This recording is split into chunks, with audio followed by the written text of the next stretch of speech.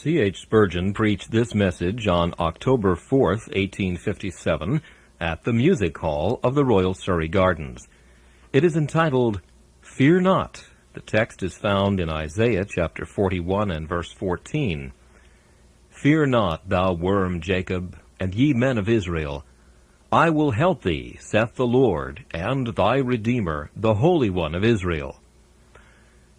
I shall speak this morning to those that are discouraged, depressed in spirit, and sore troubled in the Christian life.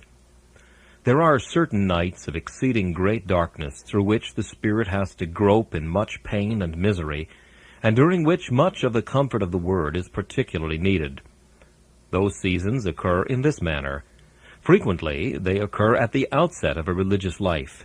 A young man, deeply impressed under the ministry, has been led to feel the weight of sin. He trusts also he has been led to look for salvation to the Christ who is preached in the gospel.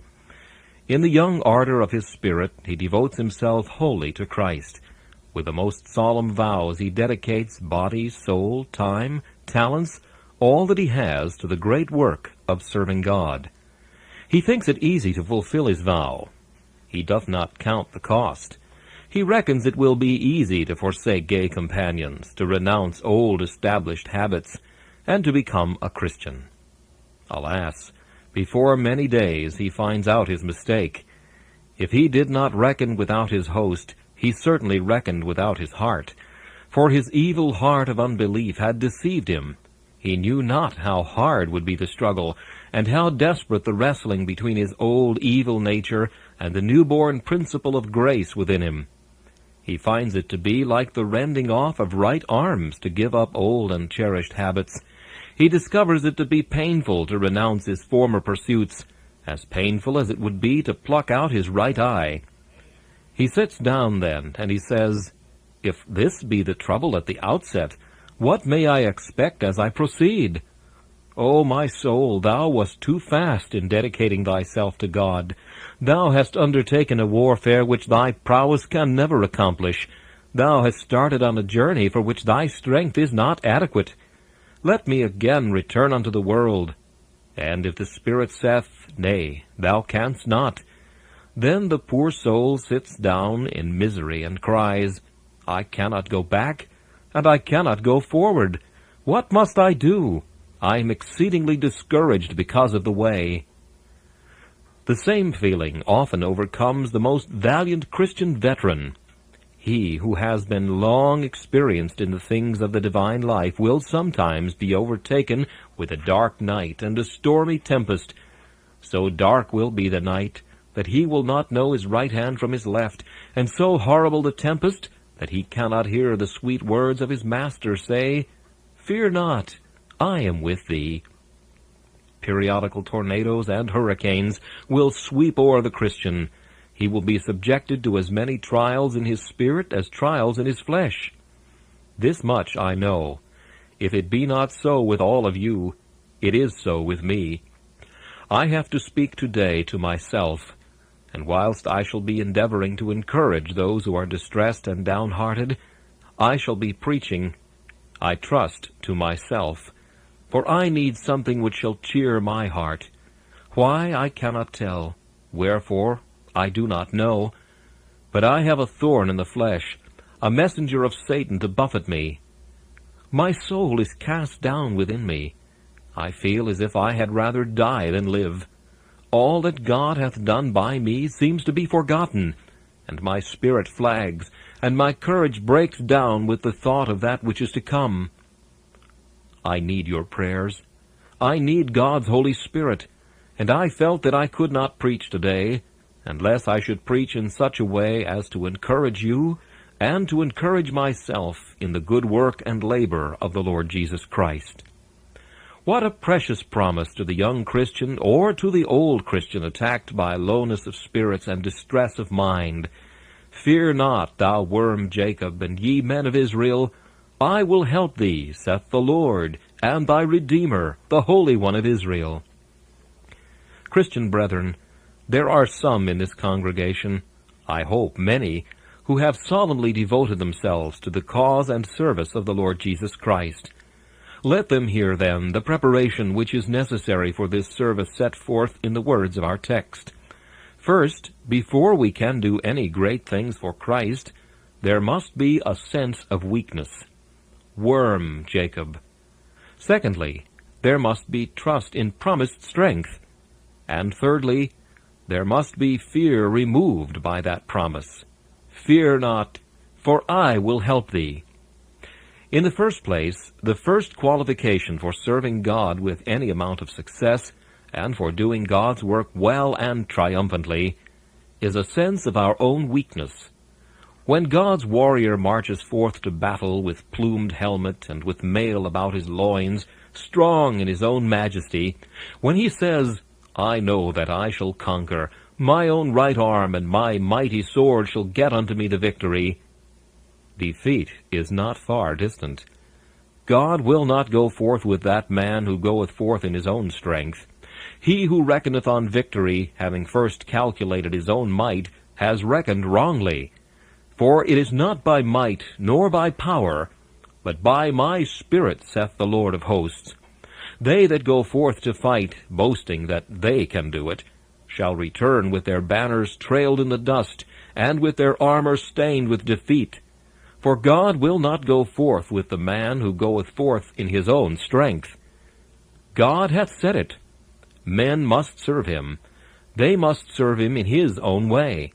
And they must serve him in his own strength, too, or he will never accept their service. That which man doth, unaided by divine strength, God can never accept. The mere fruits of the earth he casteth away. He will only have that, the seed of which was sown from heaven, sprinkled in the heart, and harvested by the Son of grace. There must be a consciousness of weakness before there can be any victory. I think I hear many saying today, well, sir, if that be a qualification for doing much, I have it to a very large extent. Well, do not marvel. Do not wonder. Depend on this. God will empty out all that thou hast before he will ever put his own into thee. He will first empty all thy granaries before he will fill them with the finest of the wheat. The river of God is full of water, but there is not one drop of it that takes its rise in earthly springs. God will have no strength used in his own battles, but the strength which he himself imparts. And I would not have you that are now distressed in the least discouraged by it. Your emptiness is but the preparation for your being filled, and your casting down is but the making ready for your lifting up. Are there others of you that would almost desire to be cast down, that they might be prepared to serve God? Let me tell you then how you can promote in yourself a sense of your own nothingness. The text addresses us as worms. Now, the mere rationalist, the man who boasts of the dignity of human nature, will never subscribe his name to such a title as this. Worm, says he, I am no worm. I am a man. A man is the most glorious thing that God has made. I am not going to be called a worm. I am a man. I can do anything. I want not your revelations. They may be fit for children, for men of childish minds that only learn by believing. I am a man. I can think out truth. I will make my own Bible, fashion my own ladder, and mount on it to heaven, if there be a heaven, or make a heaven, if that be all, and dwell in it myself.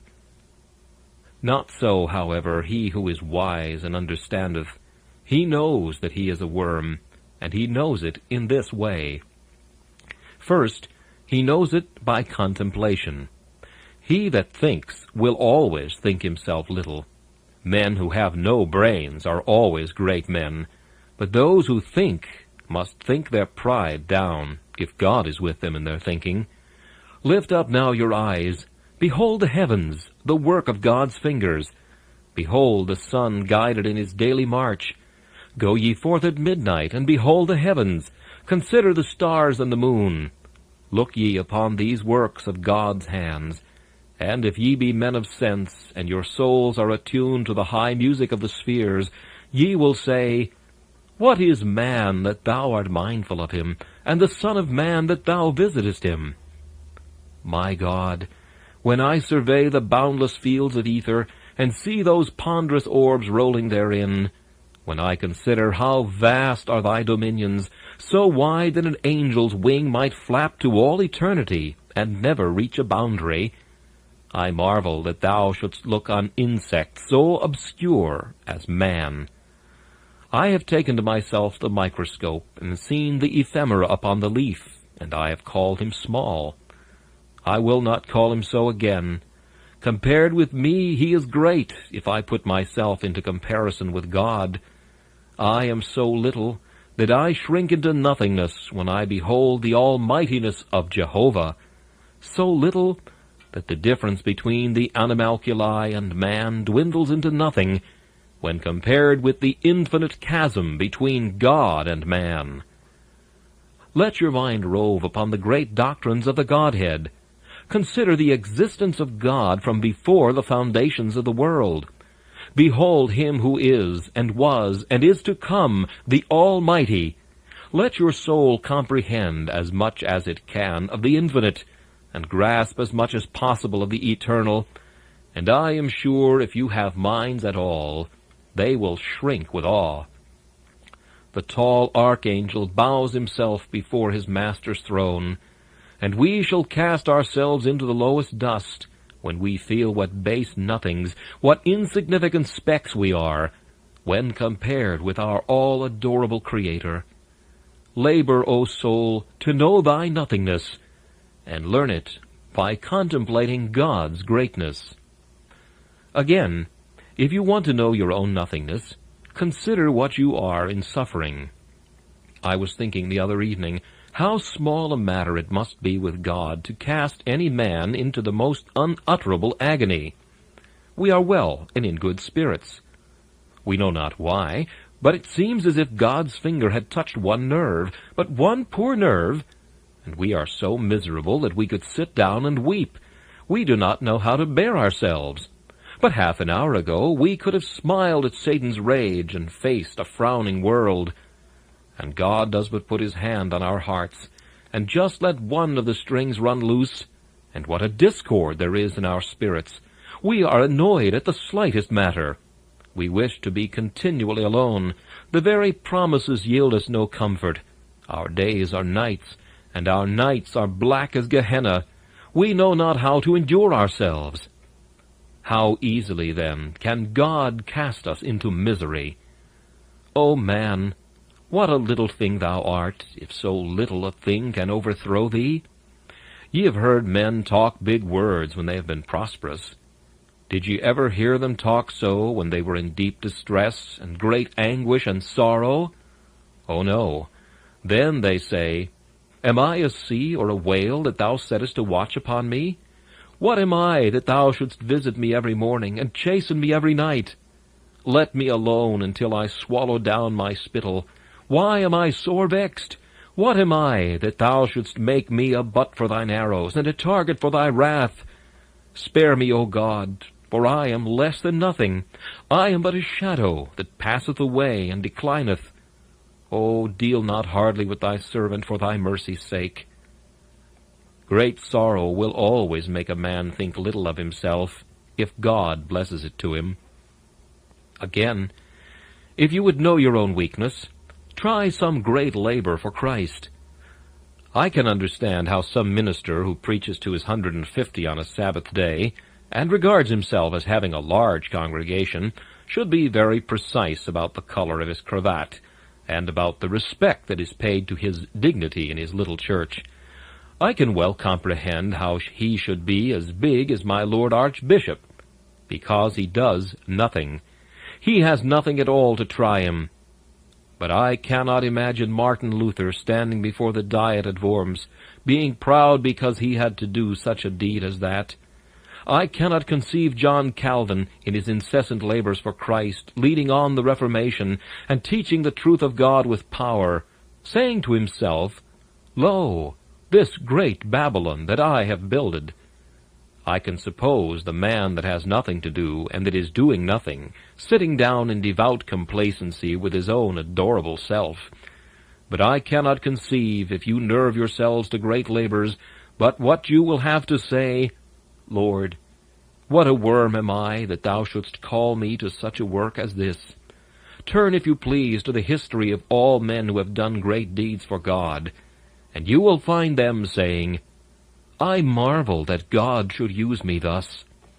This day my mind was exceedingly cast down, says one of them, for God had called me to do a great labor. And I never felt so much of my own insufficiency as I did today.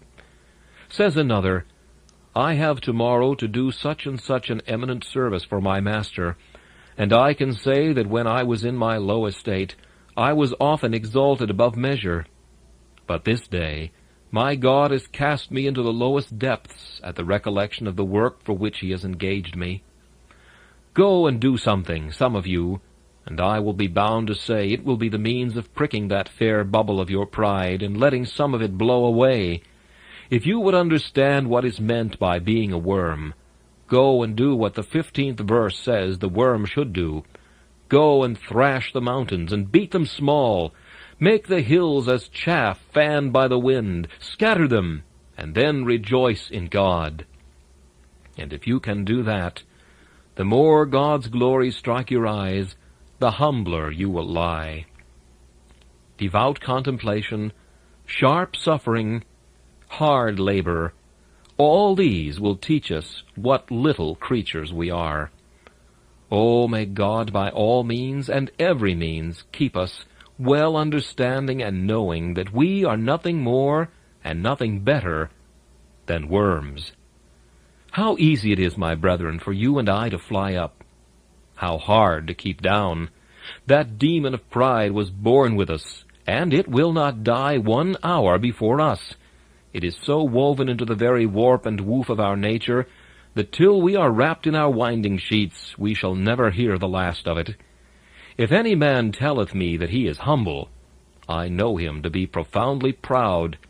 And if any man will not acknowledge this truth, that he is desperately inclined to self-exaltation, let him know that his denial of this truth is the best proof of it. Do you know what is the sweetest flattery in all the world? It is that flattery that Caesar's courtiers of old gave to him, when they said Caesar hated flattery, being then most highly flattered. We do not hate flattery, any one of us. We all like it. We do not like it if it's labeled flattery, but we like it if it is given a little underhanded fashion. We all love praise. The proud to gain, it toils on toils endure. The modest shun it, but to make it sure. We all love it, every soul of us, and it is right and meet that we should all bow before God and acknowledge that pride which is woven into our nature, and ask him to teach us what little things we are, that we may claim this promise, Fear not, thou worm Jacob. Now, the next point. Before devoting ourselves to Christ or doing any great labor for the Savior, it is necessary there should be trust in the promised strength. I will help thee, saith the Lord, and thy Redeemer, the Holy One of Israel. It is a certain fact that though men be worms, they do what worms never could do. Although men be nothing, they do accomplish deeds which need even the power of the infinite to rival them. How shall we account for this? Certainly it is not the worms. It must be some secret energy which gives them might. The mystery is unraveled in the text. I will help thee, saith the Lord. In ancient history, there is a story told of a valiant captain whose banner was always foremost in the fight, whose sword was dreaded by his enemies, for it was the herald of slaughter and of victory. His monarch once demanded of him that he should send this potent sword to him to be examined. The monarch took the sword, quietly criticized it, and sent it back with this message: I see nothing wonderful in the sword. I cannot understand why any man should be afraid of it. The captain sent back, in the most respectful manner, a message of this kind: Your Majesty has been pleased to examine the sword, but I did not send the arm that wielded it. If you had examined that, and the heart that guided the arm, you would have understood the mystery. And now we look at men, and see what men have done, and we say, I cannot understand this. How was it done? Why, we are only seeing the sword. If we could see the heart of infinite love that guided the man in his onward course, we should not wonder that he, as God's sword, gained the victory. Now, the Christian may remember that, little though he be, God is with him. God will help him, and that right early. Brethren, I like a man who, when he begins to do anything, is afraid of himself, and says, It is of no use. I cannot do it. Let him alone. He will do it. He is all right. The man who says, Oh, there is nothing in it, I can do it, will break down to a dead certainty. But let him begin by saying, I know what I am at, and I feel confident I cannot do it, unless I have something more given to me than I feel today. That man will come back with flying banners, the trumpets proclaiming that he has been victorious. But it must be because he puts reliance upon help promised. Now, Christian, I see you this morning ready to run away from the battle. You have been so dispirited this last week through divers adverse circumstances that you are ready to give up your religion. Now, man, here is a brother comrade that is passing through just the same. He comes here this morning, half inclined to run off to Tarshish like Jonah did of old, only he could not find a boat, or else he might have sailed away. And he has come here to pat you on the shoulder and say, Brother, do not let you and I play deserters after all. Let us up to arms and still fight for our Master, for the promise says, I will help thee. Brother, what an all-sufficient promise that is! I will help thee. Why, it matters not what God has given us to do. If He helps us, we can do it. Give me God to help me, and I will split the world in halves, and shiver it till it shall be smaller than the dust of the threshing floor. Aye, and if God be with me, this breath could blow whole worlds about, as the child bloweth a bubble. There is no saying what man can do when God is with him. Give God to a man, and he can do all things. Put God into a man's arm, and he may have only the jawbone of an ass to fight with, but he will lay the Philistines in heaps.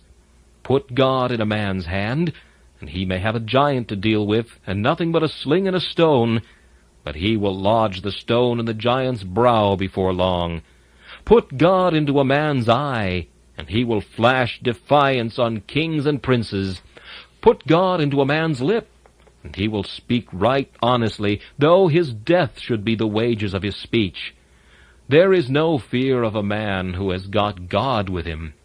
He is all-sufficient. There is nothing beyond his power. And my brethren, what an opportune help God's is! God's help always comes in at the right time. We are often making a fuss because God does not help us when we do not want to be helped. Oh, says one, I do not think that I could die for Christ. I feel I could not. I wish I felt that I had the strength enough to die. Well, you just won't feel that, because you are not going to die, and God will not give you strength to die with, to lay up until dying time comes. Wait till you are dying, and then He will give you strength to die. Oh, says another, I wish I felt as strong in prayer as so-and-so. But you do not want so much strength in prayer, and you shall not have it. You shall have what you want, and you shall have it when you want it, but you shall not have it before. Ah, I have often cried to God and desired that I might feel happy before I began to preach, that I might feel I could preach to the people. I could never get it at all, and yet sometimes God has been pleased to cheer me as I have gone along, and given me strength that has been equal to my day. So it must be with you.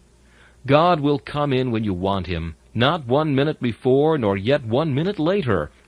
I will help thee. I will help thee when thou needest help. And oh, brethren, what an ennobling thing it is to be helped by God. To be helped by a fellow man is no disgrace, but it is no honor. But to be helped by God, what an honor that is! When the Christian prophet preacheth his Master's word, and feels that he has girded about his loins the belt of the Almighty to strengthen him for his day's work, that he may not fear the people, what a noble being he is then. When the Christian philanthropist goes into the prison in the midst of reeking disease and death, and feels that God has put the wing of the angel over him to shield him in the day of pestilence, how it ennobles and honors him to have God with him. To have his strength girding his loins and nerving his arm is just the highest thing to which man can attain. I thought but yesterday, oh, if I were a cherub, I would stand with wings outstretched, and I would bless God for opportunities for serving him. But I thought within myself, I have an opportunity of serving God, but I am too weak for it.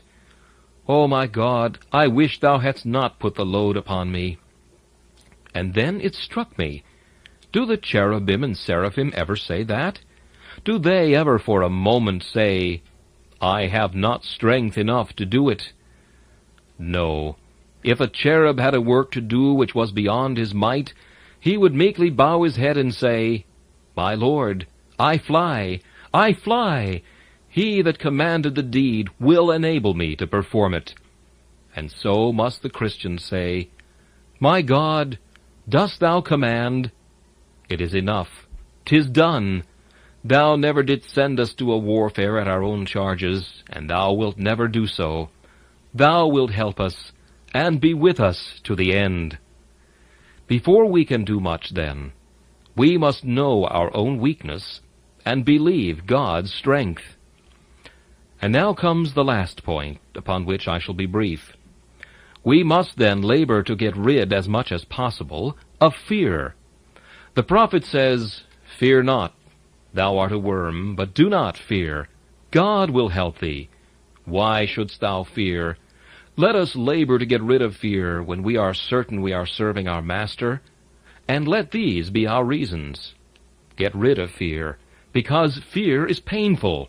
How it torments the spirit. When the Christian trusts, he is happy. When he doubts, he is miserable. When the believer looks to his Master and relies upon him, he can sing. When he doubts his Master, he can only groan. What miserable wretches the most faithful Christians are when they once begin doubting and fearing. It is a trade I never like to meddle with, because it never pays the expenses and never brings in any profit, the trade of doubting. Why, the soul is broken in pieces, lanced, pricked with knives, dissolved, racked, and pained. It knoweth not how to exist when it gives way to fear. Up, Christian, thou art of a sorrowful countenance. Up and chase thy fears. Why wouldst thou be forever groaning in thy dungeon? Why should the giant Despair forever beat thee with his crab-tree cudgel? Up, drive him away. Touch the key of the promises. Be of good cheer. Fear never helped thee yet, and it never will. Fear, too, is weakening. Make a man afraid, he will run at his own shadow. Make a man brave, he will stand before an army and overcome them. He will never do much good in the world who is afraid of men. The fear of God bringeth blessings, but the fear of men bringeth a snare, and such a snare that many feet have been tripped by it.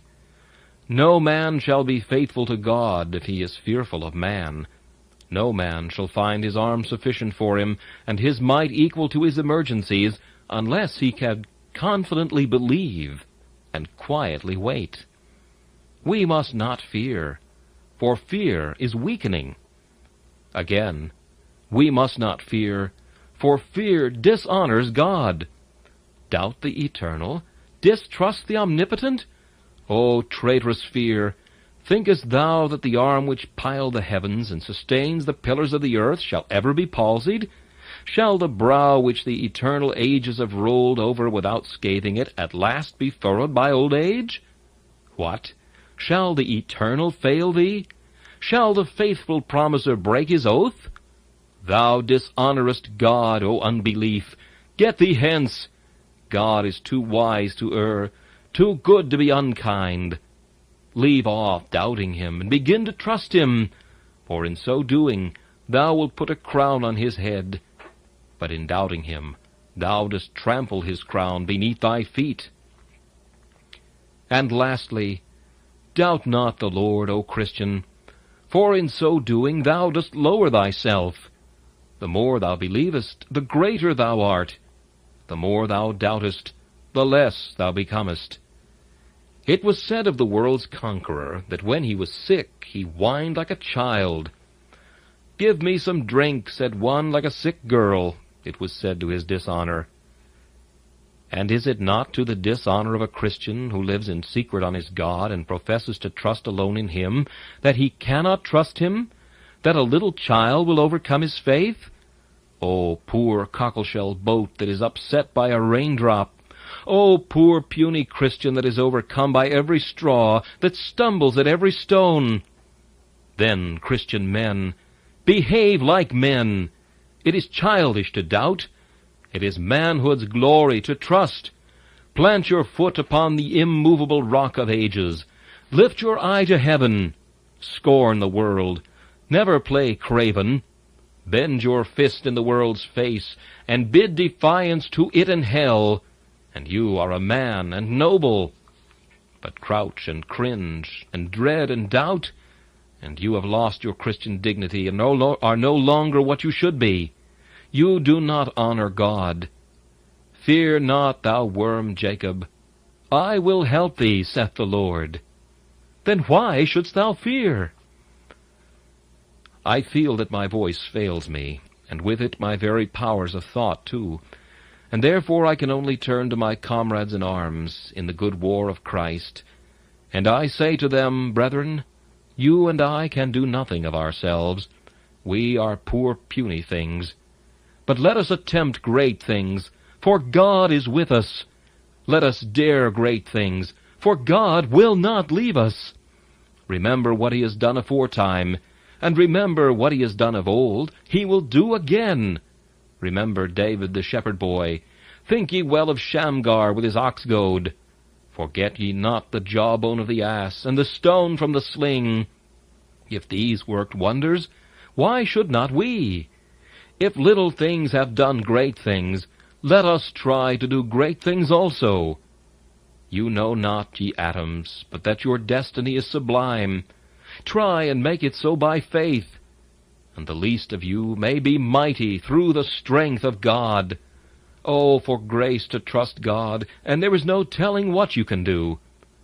Worms, ye are nothing, but ye have eaten princes. Worms, ye are nothing, but ye have devoured the roots of cedars and laid them level with the earth. Worms, ye are nothing, but ye have piled rocks in the deep, deep sea, and wrecked mighty navies. Worms, ye have eaten through the keel of the proudest ship that ever sailed the ocean. If ye have done this yourselves, what cannot we do? Your strength lies in your mouths. Our strength lies in ours too. We will use our mouths in prayer and in constant adoration, and we shall conquer yet, for God is with us, and victory is sure. Ye trembling souls, dismiss your fears, be mercy all your theme, mercy which like a river flows in one continued stream. Fear not the powers of earth and hell, God will these powers restrain. His mighty arm their rage repel, and make their efforts vain. Fear not the want of outward good, he will for his provide, grant them supplies of daily food, and all they need beside. Fear not that he will e'er forsake, or leave his work undone. He's faithful to his promises, and faithful to his Son. Fear not the terrors of the grave, or death's tremendous sting. He will from endless wrath preserve, to endless glory bring. If you find the content of this video interesting and meaningful, don't hesitate to leave a like and a comment below the video to share your thoughts. Please subscribe to the channel so you won't miss any upcoming content. Thank you for watching the video.